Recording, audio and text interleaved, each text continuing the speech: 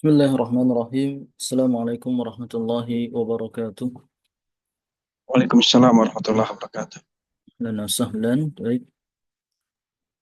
Selamat datang para peserta ya, kelas akidah kita tauhid. Ya. Bismillah, alhamdulillah, wassalatu wassalamu ala rasulillah wa ala alihi wa sahbihi wa mawalah wa la hawla wa la quwwata illa billah. Allahumma inna nas'aluka ilman nafi'an wa rizqan tayyiban wa amalan mutaqabbala. Ikhwan wal akhwat rahimani wa rahimakumullah. Alhamdulillah di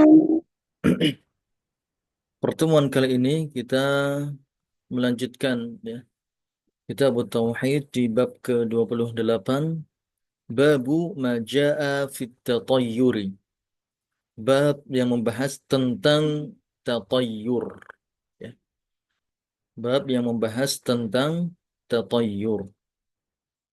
Baik. Di bab ini akan dibahas beberapa dalil untuk ya mengkaji apa itu tatayyur, ya, jenis-jenisnya, ya, bentuk-bentuknya, dan juga hukum-hukumnya. Kita mulai dari poin intinya dulu. Ya. Poin inti dari bab ke-28 kali ini adalah penjelasan hukum tatayyur.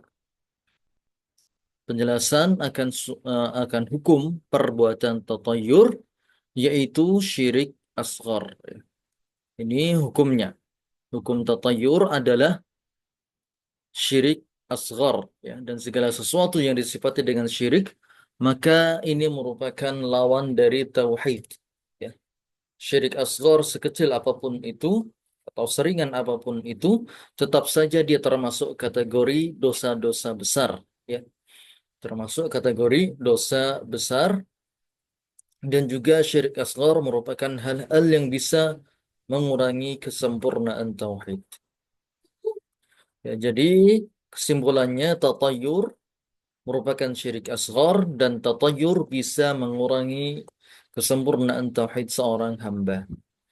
Tatayur ya, definisinya atau mungkin penggambarannya ya. Kalau tatayur sendiri makna lughatannya yaitu ya merasa bernasib eh, tertentu dengan melihat thayrun, yaitu melihat burung. Merasa akan bernasib tertentu ketika dia melihat burung, ya, burung tertentu ya. Entah itu burung gagak ya, burung gagak yang lewat ya, atau burung hantu yang lewat dan semacamnya. Kemudian dia akan merasa mendapatkan nasib-nasib tertentu, entah itu nasib sial ya, atau nasib buruk ataupun nasib-nasib yang lainnya.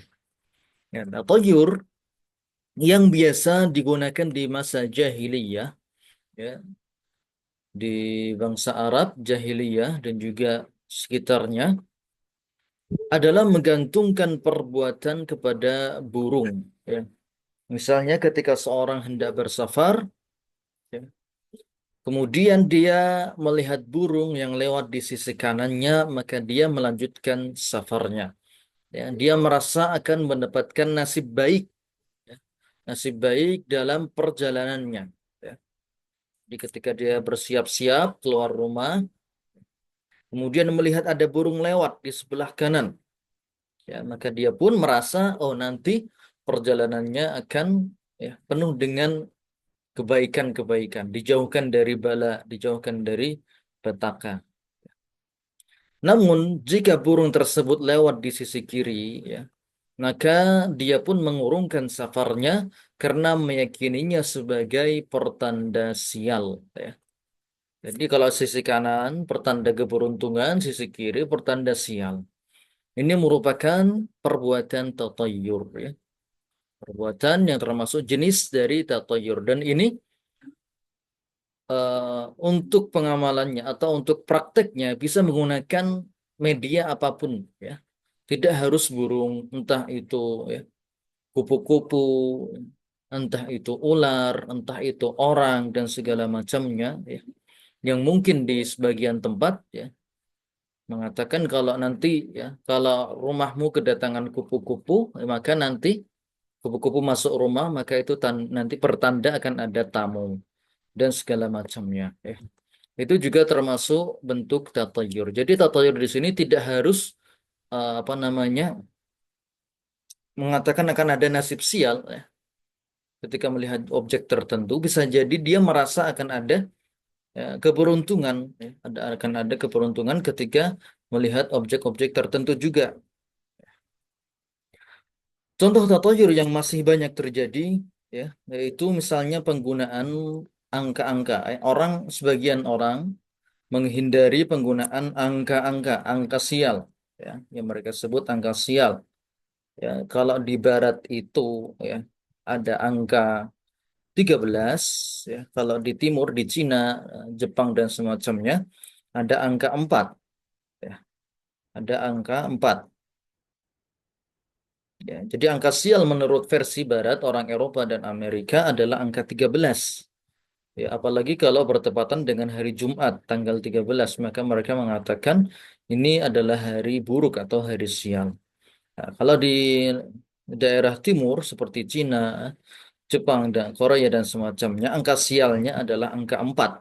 Maka mereka sebisa mungkin tidak menggunakan angka 4 dalam penomoran ya, pintu atau penomoran lantai. Beberapa dan saya pernah melihat sendiri di di suatu mall yang terkenal di Jakarta, di sana ada gedung yang tidak menuliskan angka 4 di lantainya, ya.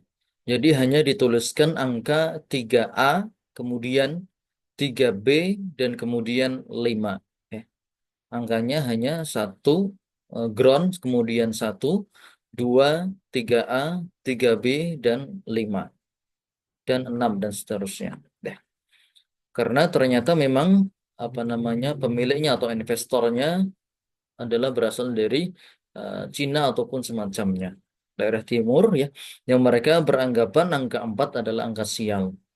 Maka mereka menghapus angka 4 tersebut. Kalau mungkin di hotel-hotel ya, hotel-hotel barat ya, mereka tidak menggunakan nomor 13 dalam penomoran pintu-pintu hotelnya. Jadi biasanya langsung loncat antara dari 11, 12, kemudian ya entah itu 12A, 12B, ada juga yang langsung ke 14. Mereka menghindari angka 13 tersebut karena meyakini angka tersebut membawa sial. Nanti kalau tinggal di situ atau sewa di situ bisa mendatangkan keburukan, baik itu bagi pengunjungnya ataupun bagi pemiliknya. Ya, itu merupakan bentuk tatoyur, ya, merasa akan bernasib tertentu ya, terhadap objek-objek tertentu, baik itu burung ataupun angka, ya, ataupun mungkin ya tanggal-tanggal tertentu atau bulan-bulan tertentu. Ya. Itu semuanya merupakan tatayur. Mungkin beberapa masyarakat ya, di beberapa pelosok mereka menghindari untuk menikah di bulan Suro, ya, di bulan Muharram, karena mereka meyakini ada hal-hal yang tidak mengenakkan ya, atau hal-hal sial dan semacamnya di bulan Suro tersebut. Jadi mereka menghindari pernikahan atau hajatan di bulan Suro. Baik, hukum asal totoyur termasuk syirik asghar. Ya, ini hukum asalnya yaitu termasuk syirik asghar. Karena menjadikan sebab yang bukan sebab syar'i maupun qadari disertai bergantungnya hati kepada hal tersebut. Ya. Inilah alasannya. Kenapa tatayur ya, merasa bernasib sial dengan angka 4 atau bulan surah merupakan syirik asghar? Karena dia menjadikan sebab yang bukan sebab syar'i maupun sebab qadari. Ya. Kesialan itu bukan ditentukan oleh tanggal tertentu ataupun bulan tertentu atau angka tertentu. Ya. Dan itu pun juga tidak terbukti secara qadari atau secara sain. Ya. Secara sain itu pun juga tidak terbukti bahwasanya di bulan itu bulan sial, tidak terbukti. Atau misalnya di lantai 4 itu lantai yang penuh kesialan, itu juga tidak terbukti. Ya. Jadi secara syar'i maupun secara sains itu tidak terbukti sebagai bentuk perbuatan atau sebab-sebab kesialan. Maka nggak boleh kita meyakininya sebagai sebab kesialan tersebut, ya. Kemudian biasanya orang yang melakukan atau bertatayur, biasanya dia bergantung hati kepada hal tersebut, menggantungkan nasibnya kepada hal tersebut, ya, menggantungkan nasibnya kepada hal-hal tersebut. Dia tidak lagi bertawakal kepada Allah, namun ya berpatokan kepada hal-hal itu tadi, berpatokan kepada bulan suro, kepada tanggal-tanggal tertentu, kepada ya, ya kemudian tempat-tempat tertentu juga, ya. Itu termasuk, semuanya termasuk tatayur dan hukumnya adalah syirik asghar. Baik. Tatayur merupakan perbuatan yang bisa mengurangi kesempurnaan tauhid, ya, karena dua hal. Ya. Yang pertama, orang yang melakukan tatayur tidak bertawakal kepada Allah namun kepada selain Allah, yaitu kepada sebab yang bukan sebab syar'i maupun sebab qadari.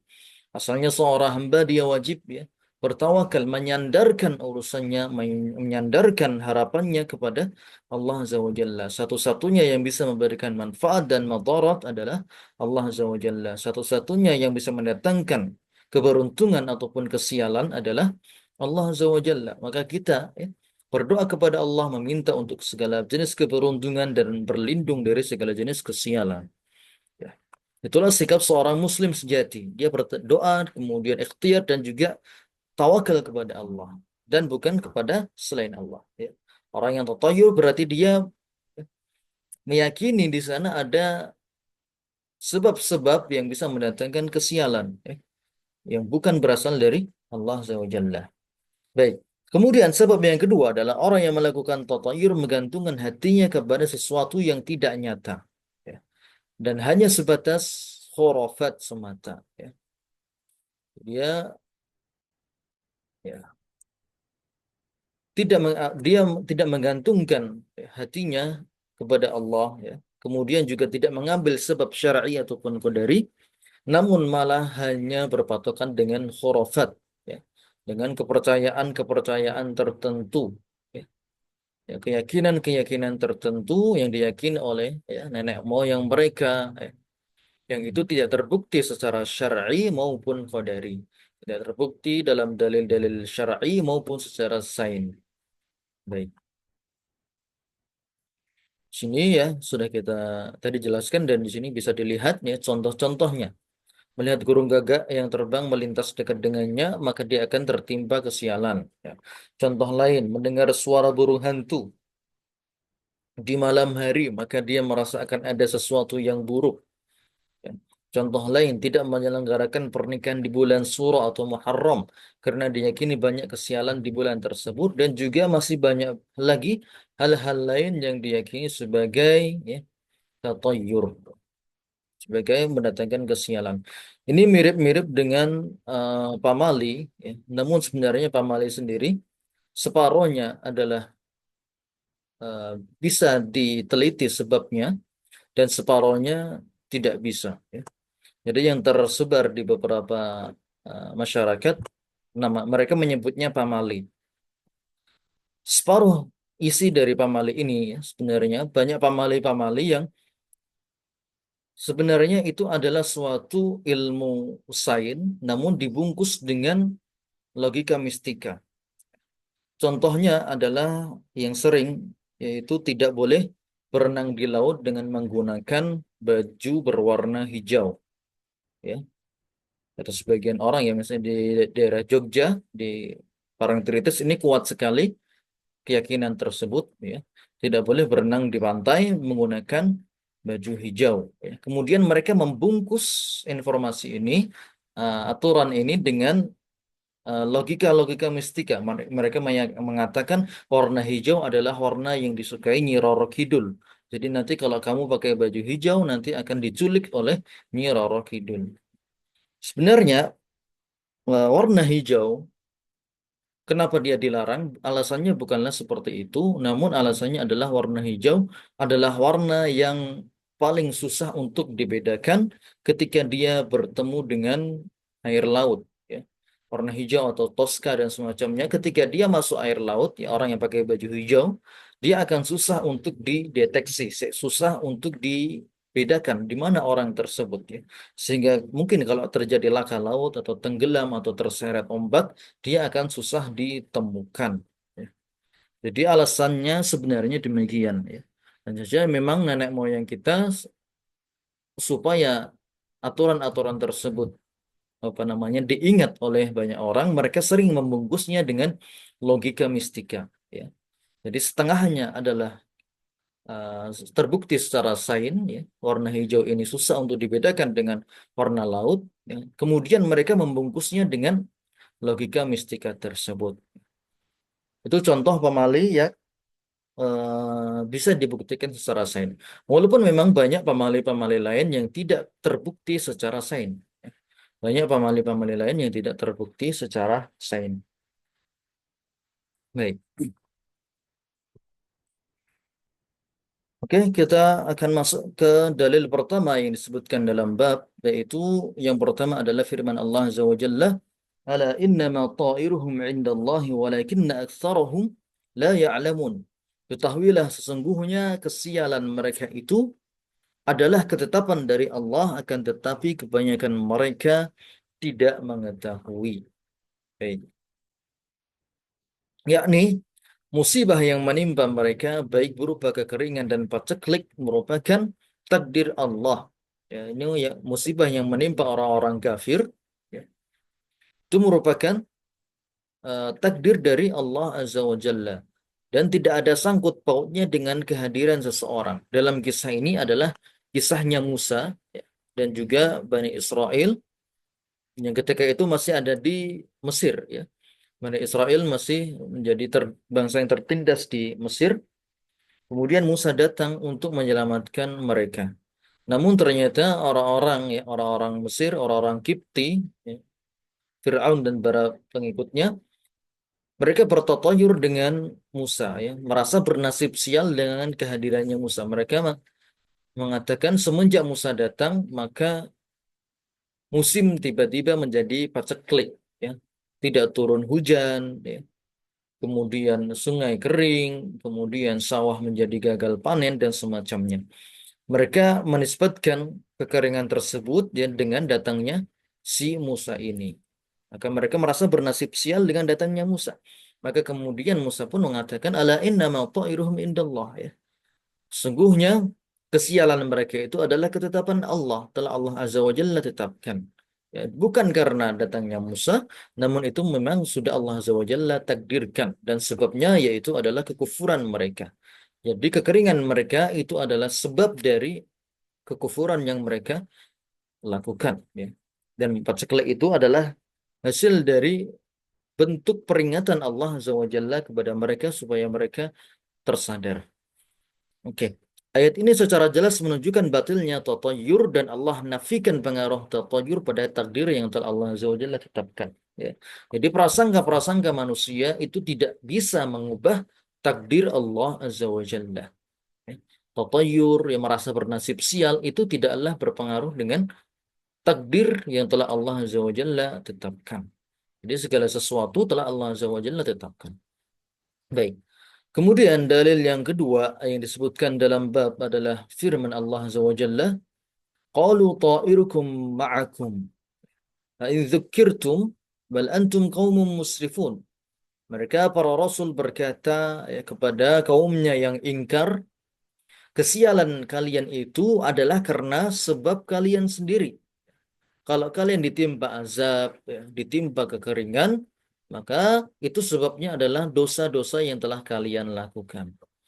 In dzukirtum, apakah jika kamu diberi peringatan, maka kamu menjadi sial? Ya. Apakah karena diutusnya Nabi ini merupakan sebab kesialan? Tidak. Bal antum qaumun musrifun. Sebenarnya kamu adalah kaum yang melampaui batas. Ya. Jadi karena perbuatan dosa-dosa mereka, ya, mereka mendustakan para rasul, ya, mereka tidak mau beriman, maka mereka pun mendapatkan azab, baik itu azab dunia maupun azab akhirat. Jadi sebab kesialan mereka bukanlah datangnya para rasul, namun sebab kesialan mereka adalah karena dosa-dosa yang mereka lakukan. Ya. takdir yang telah ditetapkan bagi kalian. Ya, kesialan tadi merupakan takdir yang telah ditetapkan bagi kalian. Dan di sini Allah SWT mengingkari pengaruh tatayyur yang mereka yakini dengan menetapkan, menyatakan bahwasanya semua yang terjadi adalah takdir dari Allah Azza wa Jalla. Baik. Kemudian ada sedikit tambahan. Afwan sebentar.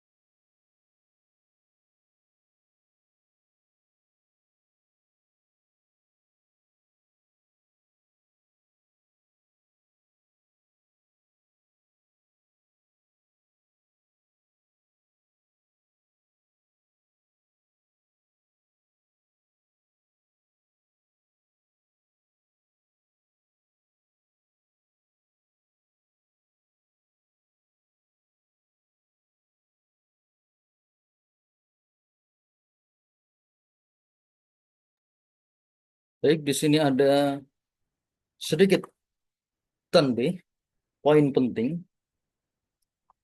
Tidak ada pertentangan antara kedua ayat di atas. Baik, kalau seandainya kita perhatikan ayat pertama tadi yang kita bahas, ala innama ta'iruhum indallah. Kesialan itu datangnya dari Allah. Oke. Kemudian ayat yang kedua menyatakan kesialan itu ma'akum bersama kalian. Ya. Jadi ayat pertama mengatakan kesialan itu atau nasib buruk itu dari Allah. Ayat kedua menyatakan bahwasanya nasib buruk itu dari kalian. Bagaimana kita menyikapi dua hal yang terlihat bertentangan ini? Ya. Ya mungkin bagi sebagian orang ayat ini terlihat bertentangan. Maka di sini kita paparkan jawabannya. Ya. Tidak ada pertentangan antara kedua ayat di atas. Ayat pertama menjelaskan bahwa segala yang terjadi adalah takdir Allah Azza wa Jalla. Allah telah menetapkan, Allah yang menciptakan segala yang terjadi, baik itu perbuatan baik, ya, kebaikan-kebaikan, keberuntungan maupun ya, musibah. Itu semuanya merupakan takdir dan ciptaan Allah. Dan ayat kedua menjelaskan tentang sebab kesialan. Sebab kesialan yang berasal dari kelakuan mereka sendiri. Dan semuanya adalah takdir Allah. Ya. Jadi ayat kedua berbicara tentang sebab. Ya, ayat kedua ini berbicara tentang sebab. Sebab datangnya kesialan ini, azab ini adalah dosa kalian. Namun siapa yang mendatangkan azab? Maka yang mendatangkan azab adalah Allah Azza wa Jalla. Ya, jadi ringkasnya demikian. Ya. Sebab adanya azab adalah dosa-dosa manusia. Ya. Dan yang mendatangkan azab, ya, menciptakan azab tersebut, dan telah menetapkan azab tersebut ya, adalah Allah Azza wa Jalla. Ya. Itulah bentuk kita mengkompromikan antara dua ayat di atas. Baik, kita lanjutkan. Dalil ketiga yang disebutkan dalam bab adalah hadis dari Abu Hurairah radhiyallahu anhu anna Rasulullah sallallahu alaihi wasallam qala la adwa wala tiyarata wala hama wala safar akhrajahu wa zada Muslim wala naw'a wala ghul. Rasulullah sallallahu alaihi wasallam bersabda tidak ada adwa. Adwa itu penyakit menular. Wala tiyarah dan tidak ada tiyarah, tatayur. Ya. Wala hamah dan juga tidak ada hamah dan juga wala safar, dan juga tidak ada safar. Apa itu nanti akan dijelaskan kalimat-kalimat tersebut. Kemudian dalam riwayat Muslim ditambahkan 2 poin lagi, wala nau'a wala ghul. Tidak ada nau' dan juga tidak ada ghul. Baik. Sisi pendalilan hadis dengan bab yaitu pada kata wala tiyarah, tidak ada tiyarah. Penafian yang Rasulullah SAW tetapkan di sini menunjukkan batilnya tatayur dan tidak ada pengaruhnya pada kehidupan nyata. Ya, jadi di sini Rasul katakan wala tiyarah. Semua hal yang ada di hadis ini, ya, yang disebutkan dalam hadis ini adalah hal-hal yang batil yang tidak ada pengaruhnya dalam dunia nyata. Itu semuanya merupakan bentuk, ya, imajinasi atau kekhawatiran atau keyakinan dari manusia saja. Ya. Tiara merasa bernasib sial itu, ya, hanyalah imajinasi manusia saja, tidak nyata. Ya. Baik. Maka dalam hadis ini Rasulullah melarang perbuatan tatayur dengan sighah nafi. La tiara. Tidak ada tiara, artinya lebih dari sekedar larangan saja. Ya. Tidak menggunakan sighah nahi, la tatatayyar, ya, jangan berbuat tatayur. Namun beliau menggunakan sighah nafi, la tiara. Dan menurut ahli lughah, sighah nafi dalam beberapa kondisi lebih kuat daripada sighah nahi. Penafian lebih kuat daripada pelarangan. Ya. Karena penafian berarti larangan dan sekaligus penafian itu berarti larangan dan juga sekaligus pembuktian akan batilnya yang dilarang. Ya. Penafian dan juga pembuktian akan batilnya yang dilarang. Ya. Kalau hanya larangan saja la tatajar, maka hanya dapat 1 poin yaitu tentang larangan saja. Tapi kalau sighahnya nafi, peniadaan, maka dapat 2 poin sekaligus yaitu larangan dan juga pembuktian akan batilnya yang dilarang. Baik. Kemudian kita akan bahas di sini satu persatu apa saja yang tadi disebutkan dalam hadis, ya, yang dinafikan pengaruhnya, yang menunjukkan akan batilnya hal-hal tersebut. Yang pertama adalah adwa. La adwa. Tidak ada adwa. Apa itu adwa? Adwa adalah penyakit menular. Dan maksudnya, yang dimaksud oleh Nabi di sini adalah suatu penyakit, ya, suatu penyakit tidak bisa berpindah dari satu makhluk ke makhluk lain kecuali dengan izin Allah Azza wa Jalla. Ya. Jadi, tertularnya seseorang penyakit itu bukan atas kehendak penyakit itu tersendiri. Ya. Bukan karena penyakit itu sendiri yang memiliki kekuatan untuk berpindah-pindah. Namun itu semuanya merupakan, ya, hasil ciptaan Allah Azza wa Jalla. Allah lah yang mengizinkan, memberikan kekuatan kepada penyakit itu untuk, ya, berpindah menulari yang lainnya. Ya. Jadi penyakit tidaklah memiliki kemampuan pribadi yang lepas dari kekuasaan Allah untuk berpindah. Nah, ketika ada seorang terkena penyakit menular, maka itu merupakan perbuatan Allah Azza wa Jalla, ya. Jadi Allah memberikan izin kepada penyakit itu, memberikan kekuatan kepada penyakit itu untuk bisa menular. Dan tentu saja penyakit yang Allah Azza wa Jalla ciptakan itu pasti ada hikmahnya. Allah tidaklah menciptakan suatu keburukan, melainkan ada hikmah di baliknya. Yaitu supaya manusia tersadar akan betapa lemahnya dia, ya.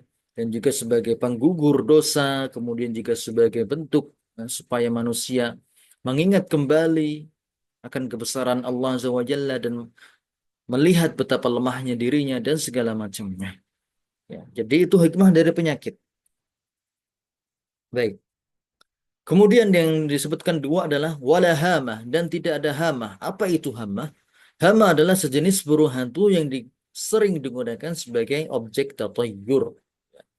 Burung hantu yang diyakini sebagai objek tatayyur. Kalau lihat burung hantu berarti akan ada sial. Maka Nabi katakan wala hamah. Burung hantu tidak bisa mendatangkan kesialan. Oke. Kemudian wala wala tiarah. Kalau tiarah tadi sudah jelas yaitu bertatayur yang sudah jelas kita jelaskan tadi beberapa poinnya. Kemudian yang ketiga, yang keempat, wala safar ya. Wala safar yang keempat di sini, wala safar dan yang ketiga di sini. Safar memiliki beberapa makna yaitu bulan Safar, Muharram, Safar ya, yang sering diyakini bulan sial oleh orang Arab jahiliyah. Ya, jadi mereka bulan sialnya adalah bulan Safar.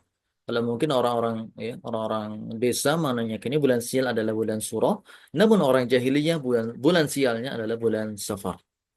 Baik. Kemudian sofar memiliki makna yang lain yaitu penyakit yang menyerang perut onta yang bisa menular ke onta-onta yang lain, semacam eksim ya atau penyakit ya kulit dan semacamnya yang bisa menular ke onta-onta yang lain. Kemudian makna yang berikutnya adalah penundaan, ini menggeser bulan haram dari Muharram ke bulan Safar supaya mereka bisa berperang di bulan Muharram ya. Jadi mereka menggeser bulan haram dari bulan Muharram ke bulan Safar. Ingat mereka orang Arab jahiliyah ini mensucikan bulan-bulan haram, yaitu Zulqa'dah, Zulhijjah, Muharram, dan Rajab. 3 bulan yang berurutan yaitu Zulqa'dah, Zulhijjah, dan Muharram. Jadi selama 3 bulan berturut-turut orang-orang Arab tidak boleh ya, bermusuhan, tidak boleh ya saling menumpahkan darah, tidak boleh berperang, tidak boleh merampok dan semacamnya. Dan ini bagi sebagian orang Arab merasa terlalu lama. Terlalu lama mereka menunggu 3 bulan karena mereka sudah gatal ingin menyerang desa lain karena ya, konflik-konflik yang sering terjadi. Maka mereka pun mengganti status bulan haram dari bulan Muharram digeser ke bulan Safar supaya tidak terlalu lama mereka menunggu untuk bisa berperang. Baik. Kemudian yang keempat adalah wala nau dan tidak ada nau. Nau adalah peredaran bulan dan benda-benda langit lain yang Arab jahiliyah merasa sial atau merasa akan mendapat keberuntungan jika melihat bintang yang membentuk pola-pola tertentu di langit pada bulan-bulan tertentu. Ya.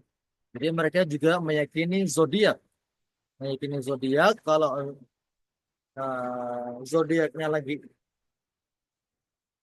misalkan Pisces atau Gemini atau mereka sering menyebutnya dengan istilah-istilah yang lain, maka mereka akan bernasib sial dan mereka menghindari ya, hajatan-hajatan ataupun kegiatan-kegiatan besar di bulan-bulan tersebut. Kemudian yang terakhir adalah wala ghul, dan ghul adalah syaitan ya, yang sering mengganggu musafir di padang pasir dan membuat mereka tersesat dari jalan yang benar ya. Maka di sini Nabi nafikan ghul tersebut ya. Ketika seorang tersesat di padang pasir, maka Nabi katakan itu jangan langsung kalian salahkan itu karena setan ya. Ketika kalian ya safar di padang pasir kemudian tersesat, jangan langsung menyalahkan setan. Tapi bisa jadi karena keteledoran ya orang-orang di itu. Ya. Karena keteledoran si musafirnya itu sendiri yang mungkin kurang fokus membaca peta, kurang fokus membaca arah mata angin, ya, atau mungkin ya psikologinya terganggu karena kelelahan dan lain semacamnya. Ya. Jadi kalau misalnya seorang tersesat, jangan langsung menyalahkan setan, ya. Tapi bisa jadi itu karena faktor-faktor internal dari musafirnya itu sendiri. Entah kelaparan, kehausan, ya, atau memang kurang cakap membaca peta dan semacamnya. Yang kalau mungkin di zaman sekarang ya ada orang tersesat di gunung, ya. Para pendaki-pendaki yang mungkin tersesat di gunung, kemudian mereka mengatakan kami disesatkan setan. Padahal tidaklah demikian, mungkin sebabnya adalah karena dia kurang jeli membaca jalan, membaca petunjuk arah, dan mungkin dia terlalu ya tidak fokus di situ, entah itu kelaparan, kedinginan, dan semacamnya. Baik. Kemudian dalil yang keempat yang disebutkan dalam bab adalah hadis dari Anas bin Malik radhiyallahu anhu, qala Rasulullah sallallahu alaihi wasallam la adwa wa la tiyarata wa yu'jibuni al-fa'l. Qalu wa mal fa'lu? Qala al-kalimatu thayyibah. Tidak ada adwa, penyakit menular, tidak ada tiarah, tatayur, wa yu'jibuni al-fa'l. Tetapi fa'al al-fa'lu menyenangkan diriku. Maka kemudian para sahabat bertanya, apa itu al-fa'lu ya Rasulullah? Maka Rasulullah mengatakan, al-fa'lu itu al-kalimatut thayyibah, motivasi, kata-kata yang baik, kata-kata yang optimis. Ya.